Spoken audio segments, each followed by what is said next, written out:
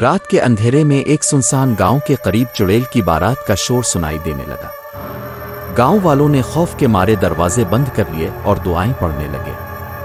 جیسے ہی بارات کی آوازیں قریب آئیں، ایک دلیر نوجوان نے فیصلہ کیا کہ وہ بارات کو دیکھے گا۔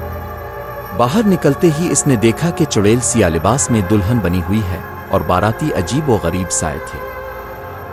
نوجوان نے خوفزدہ ہو کر ایک درخت کے پیچھے چھپنے کی کوشش کی، لیکن چڑیل نے اسے دیکھ لیا۔ وہ لرزتے ہوئے بارات کی طرف بڑھنے لگا۔ اچانک چڑیل نے مسکرا کر کہا، ارے، میں تو اپنی بارات کی ریہرسل کر رہی ہوں۔ یہ سنتے ہی نوجوان حیران رہ گیا۔